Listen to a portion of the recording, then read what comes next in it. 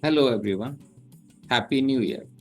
This is AK Namul Haq from Bangladesh, and I'm with my friend Philip Shah from Canada.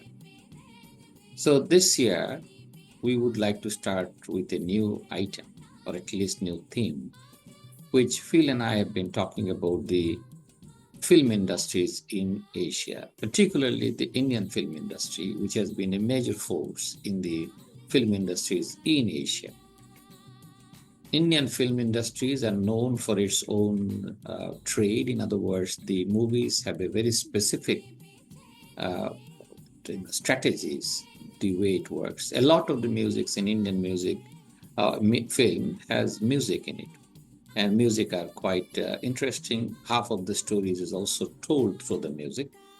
Uh, and I remember there was a time when I was a student, one of my Chinese friends, she told me that do people in India dance on the street because she has seen Indian movies, even living in China, in a long time ago, and she thought that something that Indian people normally do on the street. So with that, I would ask Phil to give his thoughts on Indian film industry, probably some of the ideas that he has been thinking for long. I think I do remember that story. That was quite a few years ago, 30, 35 years ago, I think.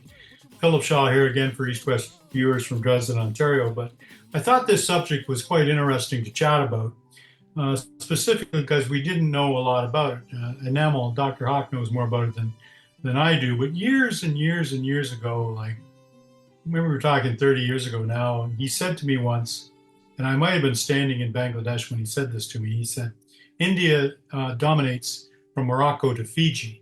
And part of that is if you look at Bollywood films, they dominate from Morocco to Fiji, if you think of the world that way. And I really never forgot that because in Canada, when Enamel lived here about 30, 40 years ago, the Bollywood films that we saw at that time, I mean, you could just imagine they would be on VHS tape or they'd be on small televisions. It just wasn't the best quality, and I could never get used to it. But I never forgot this thing that India dominates from Morocco to Fiji, and Bollywood is part of that. And I remember going to Bangladesh and watching some of the Bollywood film entertainment on Enamel's televisions, thinking, my gosh, this was so impressive, and it seemed to be such better quality, and the choreography and the song and the dance seemed to be so much better than anything I was ever used to. And, you know, I've always thought it was something we should chat about because I've never really had a good appreciation for the impact that the film industry has on the economy. It has a huge economic impact on the economy. I have a Canadian filmmaker here in Canada, and I've learned quite a bit about it, and I've never really had a good appreciation for how dominant it is. Of course, things have really changed as well, but like I was just looking at this recent Indian film that's coming out right now. It's called All We As Imagine as Light, and that's coming out right now. But it made history by winning the Grand Prix of the Cannes Film Festival in France. It's also won awards from the New York Film Critics Circle and the Toronto Film Critics Association, as well as one of the several best films of the year from the BBC and New York Times. That's All We Imagine is Light. That's what the film is called. Now, obviously, I've never seen that, but it's just an example of how films from the other side of the world are impacting globally, and there's a huge economic impact from that. So I always thought that Enamel and I should chat about this, and I asked him about that because I've been to Bangladesh as early as just a year ago. I was there, and you got to watch some of these Bollywood films. But after talking to Enamel, there's always nuance on what Bollywood films are and the impact that they may have. And there's new locations coming out of India as well as other places like Korea. So could you just fill us in a little bit more, Enamel, on what we're talking about here? Okay. So I think when we were student, that time the Indian movie industry was at its infancy for several reasons. Number one, it was the whole Asia was much poorer than what it is today, and that means that there's a limitation of spreading all over. But At that time, movie industries was dependent on the shows they have the screen on Cinemaplex like this. Right now, it has expanded, and as the days went by, there are a few things that has happened. One, the technology. The technology actually changed the movie industry particularly, which means that now you can make movies at a much lower cost than before because of the technological improvement.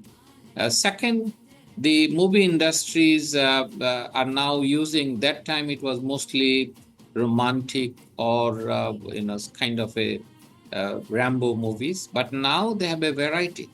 Indian movie industries at one point used to be only one kind, which means everything is in one movie. But now they have a separation. There are comedies separate, there are romantic movies separate, historic movies separate. Even some movies are being played or at least done for raising awareness on many social issues. So if I look it carefully, I see a big change in that. At the same time, the South Indian movies are also becoming very interesting. This is another Chennai-based movie industry, probably larger than the Mumbai-based industries or Bollywood industries, which is known as Bollywood industries, much larger than the Chennai-based South Indian movies. South Indian movies are very technical in the sense that they use a lot of technological support to create it. Their music is something very unique, and I think Bollywood industries are learning from them. But at the same time, because of the expansion of Netflix, because of the expansion of many other streaming video services, Korean movies are coming. I still remember there was, I think it was during your wedding when I was going to attend your wedding through, uh, uh, uh, I think it was, no, I think when I was attending a meeting in Calgary, if you remember that time, I Yeah, was yeah, I remember. through Korea. And Yeah, in Korea, there was a lady was sitting beside me, and she asked me whether I have any idea about Korean movie industry. And I said, no, I don't know anything about it. But I can tell you now, the Korean industry is now dominating also the whole Asia. They have a very different strategy of moving. They are basically catering to families. Their movies are not really very romantic or historical. Uh, in terms of uh, in terms of designing them in is a mixture of, I would say, family movies so that everyone can listen and watch and enjoy. I have been watching some of the Korean movies. I know there is a whole craze on Korean movies in Bangladesh and also in many parts of Asia. But Bollywood industries and also I would say the South Indian industries are dominating. So instead of one industry, there are now three major dominating industries, and they're all, uh, you know, technically low cost because of the technology, but they have expanded beyond their boundaries. And I agree with you. Remember, I told you that from Fiji to even Lebanon, all the way, the people are watching it. Indian movies, I give you a very interesting one. They target this whole market. And how do they do this targeting? They shoot their movies part by part in many countries so that people can feel that they are local. So, in other words, if you find an Indian plot, they will also have something from Middle East so that you can feel that this is also linked to the Middle Eastern stories because India has deserts. That's something to think yeah, about. yeah, And also they have snow and other, yeah. Himalayan snow belt. So they actually make sure that their movie scans not only from the desert mountains, but also the coastal areas. Yes. And they take a picture from, let's say, Singapore, another picture from Fiji, another picture from China. So they actually mix up everything to come up with this. So they actually now expanded Yeah. significantly across. And some of the movie directors are unbelievably very good. They're very talented people. They come up Well, with movies on autism awareness. This year, I was watching a very interesting movie on women rights. So they do come up with good movies for the society to change the views in the society. But it is also true for Chennai based South Indian movies. It is also true for some of the Korean movies that I have seen. I've also seen nowadays Chinese movies are coming. I'm not sure whether these Chinese movies are made by Koreans, but because China is a big industry, big market. So a lot of Korean movies cater also to the Chinese market, which India has already captured with their movie industry. So it's a very interesting changes happening nowadays. It is. It is. No, we had said from Morocco to Fiji. You were talking about Lebanon to Fiji. But even if you travel on any airlines, you always get a choice of Bollywood film to watch or something like that. And I know when I was in Bangladesh, we were watching Korean programming. Some of the programming we were watching. Not only that, but the film industry, as you alluded to, it has a different vehicle for production, but it has a different vehicle for delivery.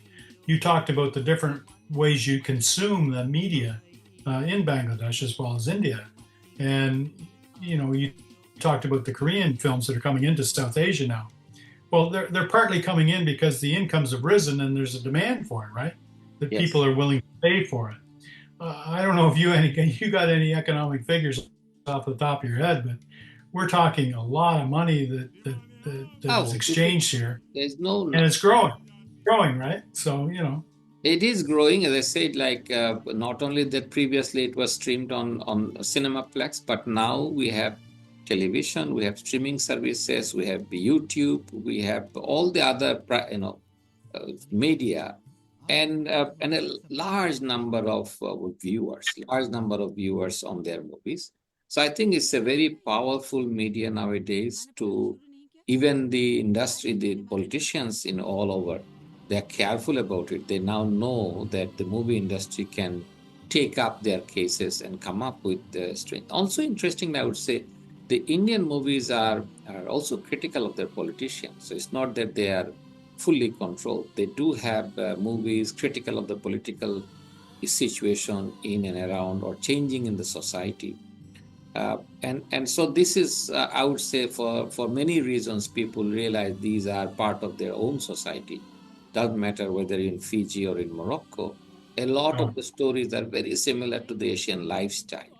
And I think that's something very interesting. And they have been able to get to this. In fact, Indian movie industries are so powerful, it's almost threatening the local movie industries because the local movie industries market are small, and they cannot spend that much big budget movies to fight the Indian movie industries, or the Korean movie industry is also becoming big budget movies. yeah, yeah. It's incredibly interesting, and the economic impact of it is really something. And not only that, it just continues and it's growing. And the choreography and the music and the acting and the everything is probably just going to get better. I know from a North American perspective, especially an American perspective, we tend to be very insular with regard to a lot of these things. And of course, if I didn't have the exposure I did to South Asia, I probably wouldn't know as much about it. But when I go to South Asia, when I go to Bangladesh, and I go quite often, is I find it incredibly refreshing. And but what I think about it is one or the other, but it's just clearly, clearly the film industry in Asia and on the other side of the world for me is having a bigger and bigger impact. And not only that, but it's going to affect film, around the world. And just like I say from that review I read, it continues to do that today. Yes, I think that's for our viewers. You realize that this month with the new year, we thought to give you a different taste. We didn't really discuss about the global policy or politics, but rather than this is also a very interesting one. The way Indian industry has grown up, film industry has grown up. I think it is worth looking at carefully, and it's becoming billion-dollar industries. It's a huge investment. And with that, let us stop our East West for this month. We'll see you again next month. Okay, thanks very much, Enamel. Thank you. Thank you very much.